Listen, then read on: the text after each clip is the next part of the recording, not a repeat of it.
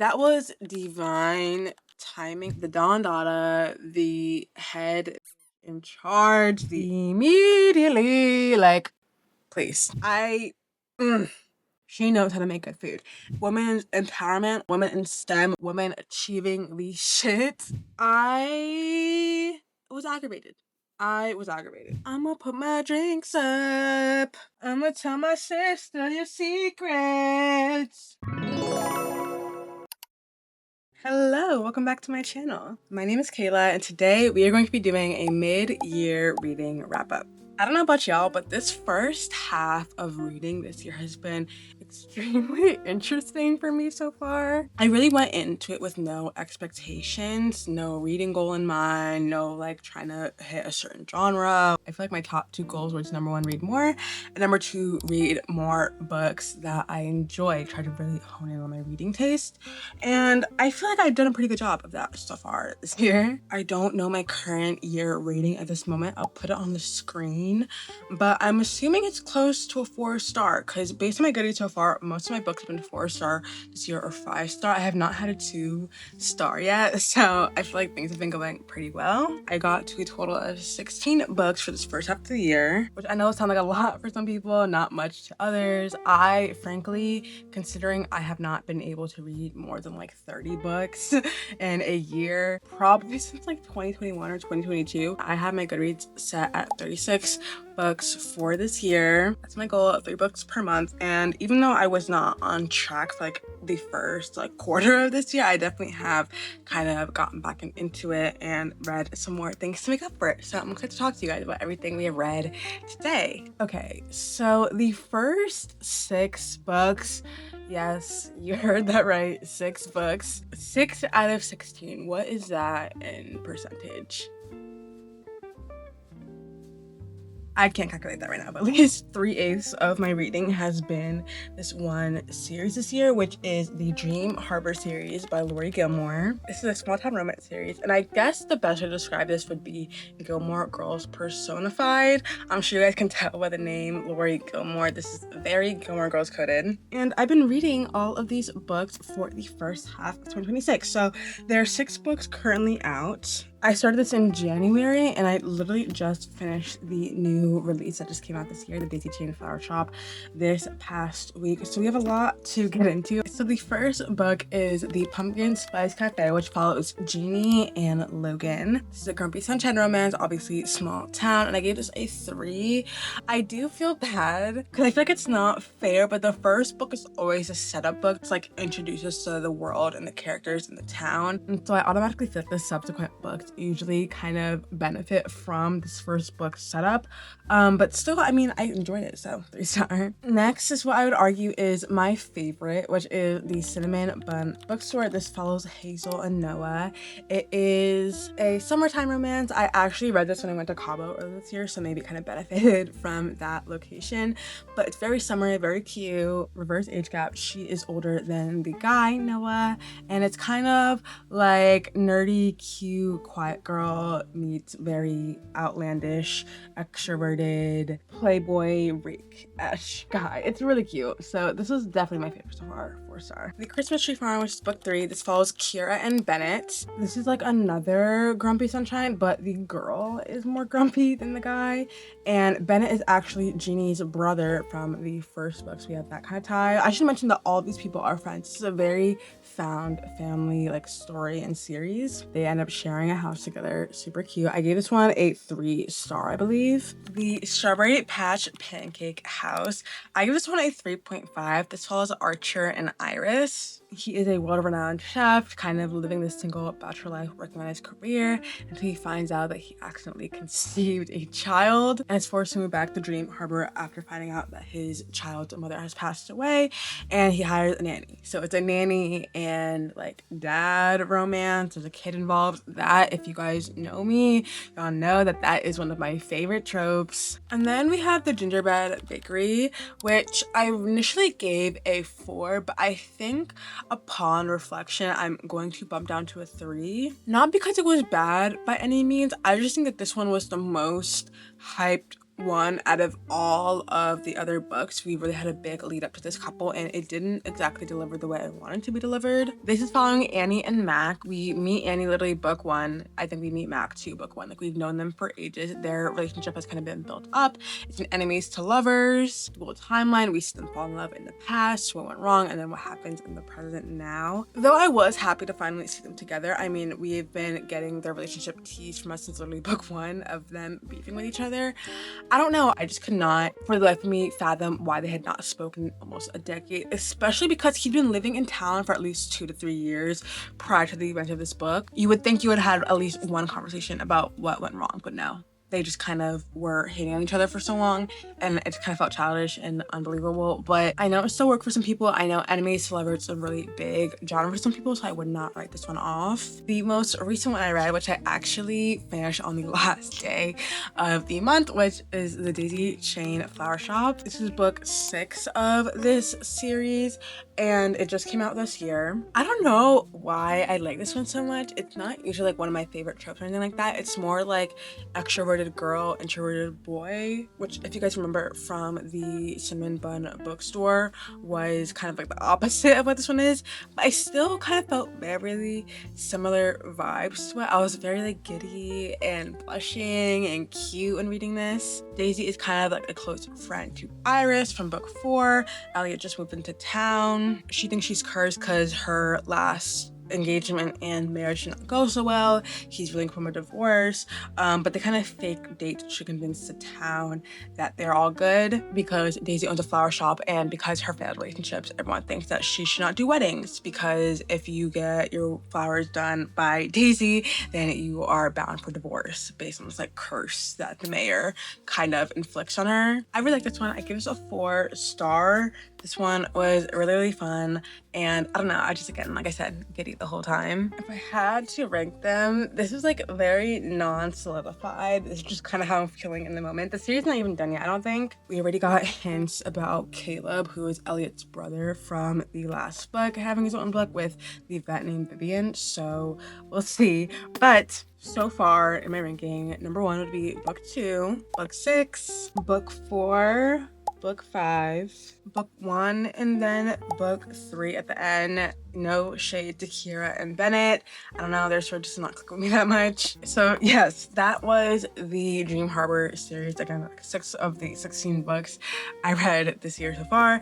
Let's get into the rest of them, which the first one we're going to start off with is The Seduction Theory by Emily Adrian. I got this from Book of the Month. As you guys can see, and the cover is just so gorgeous. I am obsessed with this. This is like a piece, or like kind of like a zoom in version of, I forget what it's called. I need to look this up now because I'm gonna be bugged by this. The swing, or the happy accident of the swing. I'll put a picture up here, but it's like a zoom in version of it, and I thought it was gorgeous. So I picked it up. It's very short, under 300 pages. I think it's like 213. So short.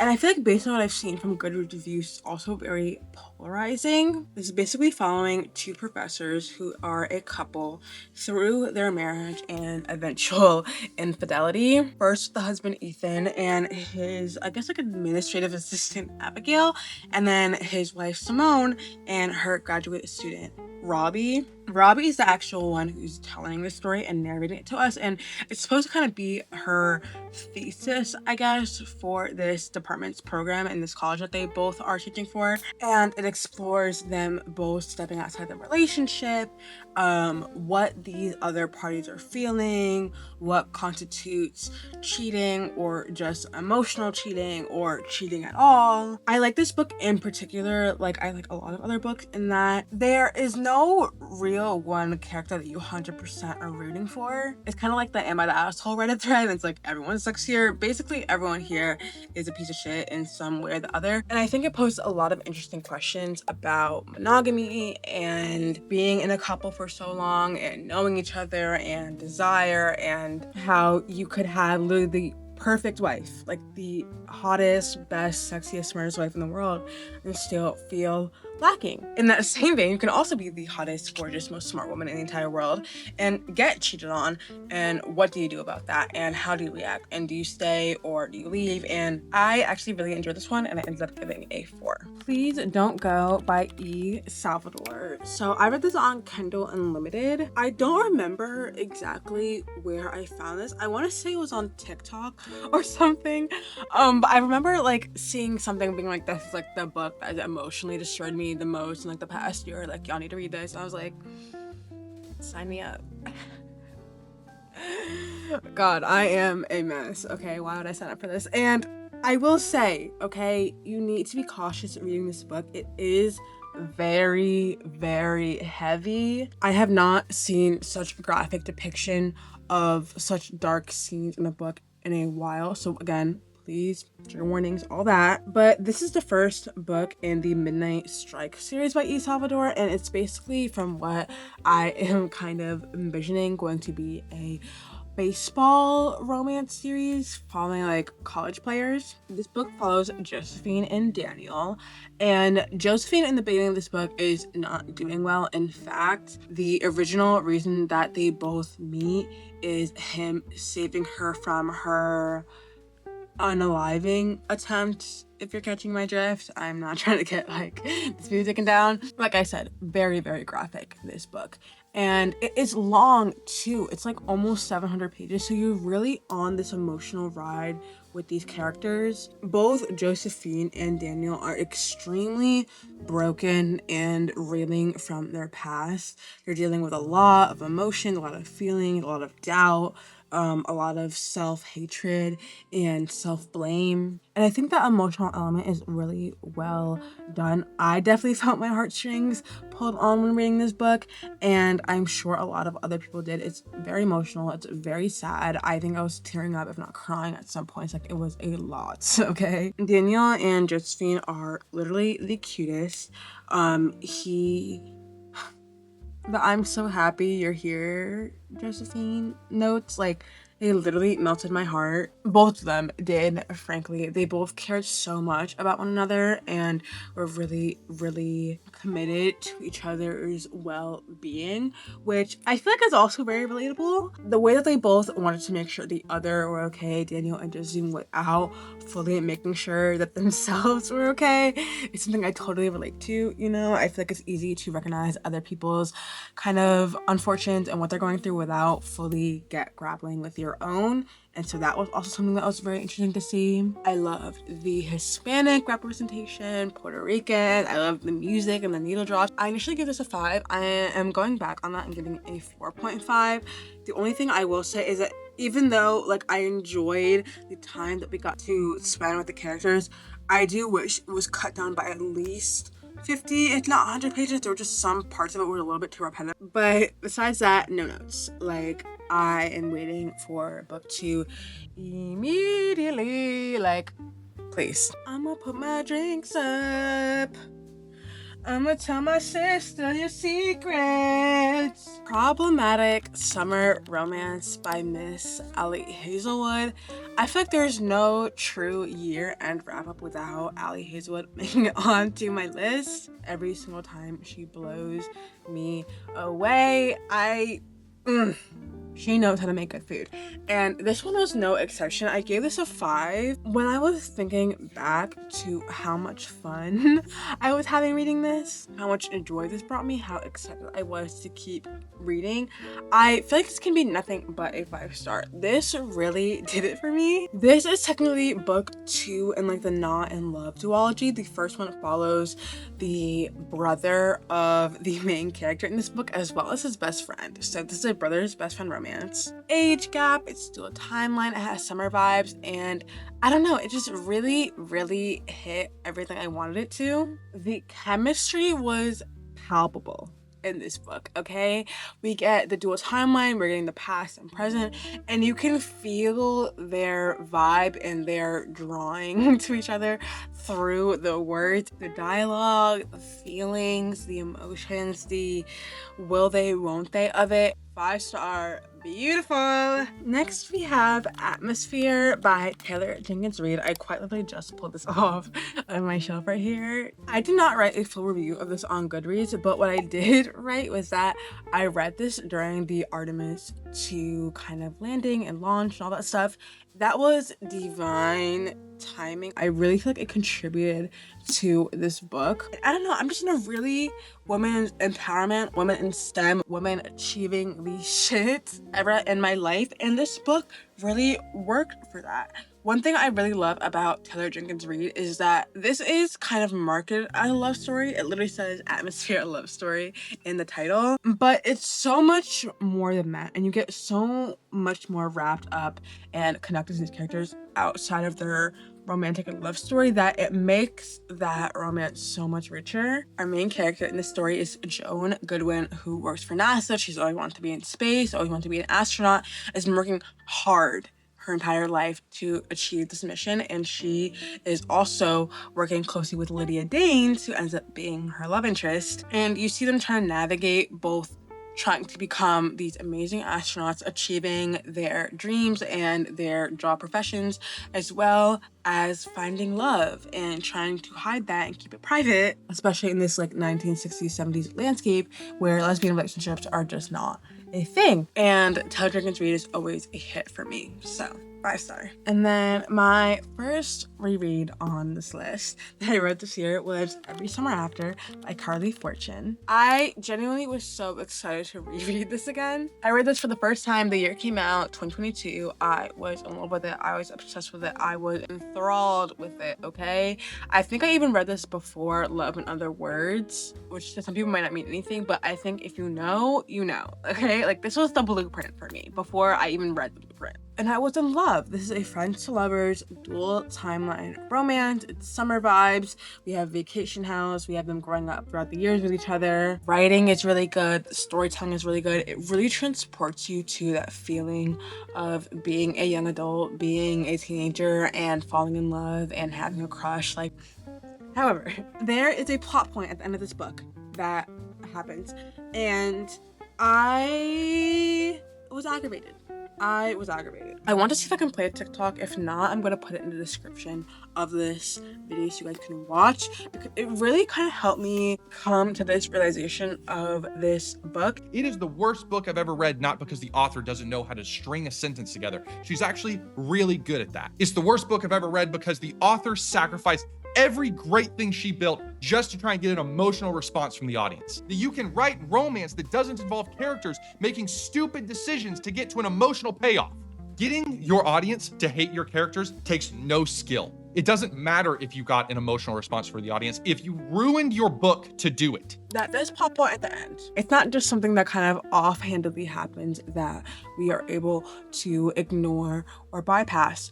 This is the main crux of the story, the reason why our couple is not talking to each other, the reason why everything blew up, and I am not happy. I am not happy with it. I think I was able to overlook it the first time I read it because I was so enamored with the story. I was able to really quickly read it and surpass it because frankly, this big, huge life-altering thing that happens is not given that much page time.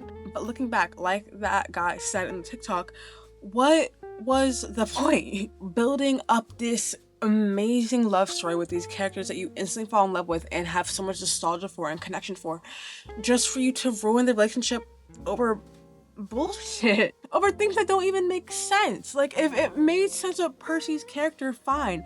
If we had this kind of breadcrumbed and hinted to us that the entire time, fine.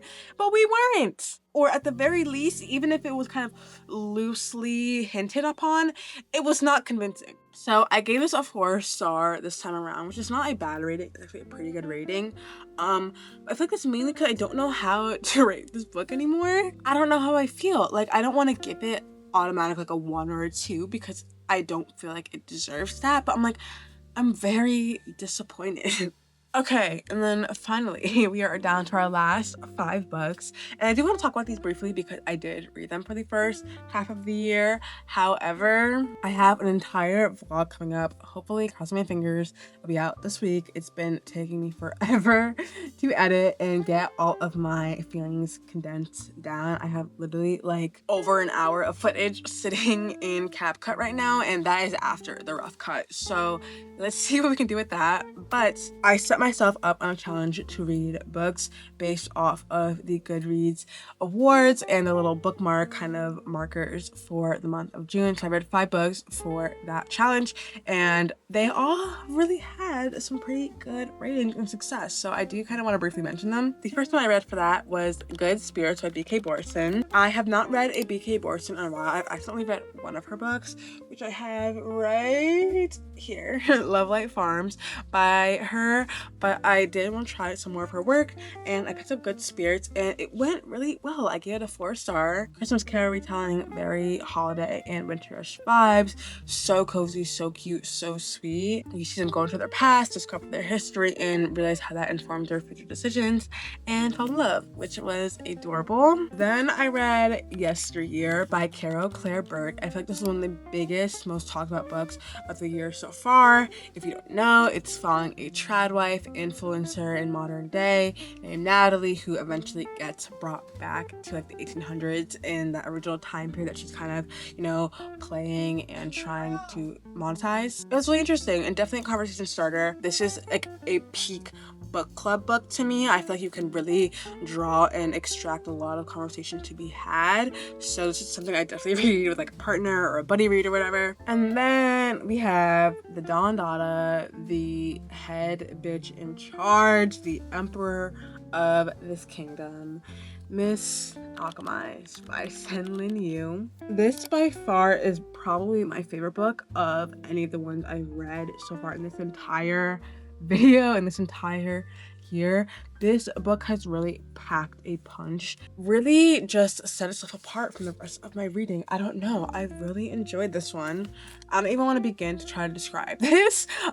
If you guys will see that vlog, you will understand. I spent over like 20 to 30 minutes trying to unpack and explain what this book has to offer, but it is a romantasy, a very dark romantasy, a very crazy and just out of this world romantasy. I highly recommend checking trigger warnings before picking this up.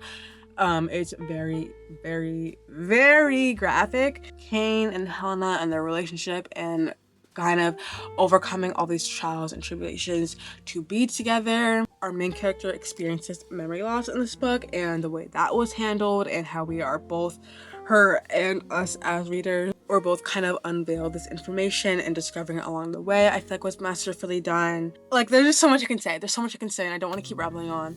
I gave this a 5. I would consider this an infinity star book for me. This is definitely going to be in my top 10 of the year. This is definitely going to be one of my all-time favorites. I don't know. This just really, really, really did it for me. And then we have Dear Debbie by Frida McFadden. I also read this on Kindle Unlimited, and I gave this as well a 4 out of 5 stars. This is my first Frida McFadden. This is, of course, a thriller. If you don't know, she is the author of The Housemaid and a lot of other really popular thriller books. And I thought this was pretty well done. I don't read a lot of thrillers, so, you know, take my opinion with a grain of salt. But I really like the way that she was able to play with the use of different narrators and perspectives to conceal things from us and play with our perception of who we think each other are and how they play and kind of interact in this story. Like, for instance, let me explain the story. So we're following Debbie, who is a housewife, and her husband Cooper, and their 2 daughters, and kind of all the havoc that is wreaked and faced from this family, and how Debbie and her slightly psychotic and crazy ways decides to dispel and stop these things. And we are seeing how Debbie is kind of telling us this and reiterating and conveying this story. And then we switch to Cooper, who is her husband, and how he tells the story and how he's giving us information. And some of that information is not what Debbie gave us. Like, Debbie missed out on A, B, and C from telling us, and that's important. And then we get to our third point of view, which I'm not going to spoil, but even she gives us information that the other 2 aren't giving us. So it's like, okay, who can we believe? Who can we trust? who are we deciding is the most trustworthy narrator in the story? Okay, and then last but not least, we have our final book, Project Hail Mary by Andy Weir. This was definitely an interesting ride for me. Our main character, Ryan Grace, being a science teacher, and then all of a sudden roped in to this earth-saving mission to try to stop this kind of algae invasive species forming bacteria in space from eliminating the sun and stopping its rays from reaching Earth. Also, another sort of book playing with memory and stuff. Our main character has also not had his memories at the start of this book, so he's over time sort of discovering who he is, and I liked that discovery as well. I found the way that he was able to piece together who he was very intuitive. But yes, those were all the books I read for the first half of this year. I would love to know, what do you guys think about any or all of the books I read and mentioned in this video so far? Positive opinions, negative opinions, anything you are feeling, please let me know. And also, what are you looking forward to reading for the second half of the year? Halfway in, halfway out? Is there anything that you are really itching to get to before this year ends? I know it's crazy to say before the year ends as if we are, on our way out, but we are technically. So let me know. And yeah, thank you guys so much for watching. I hope you guys enjoyed, and I will see you in the next one. Bye. Mwah.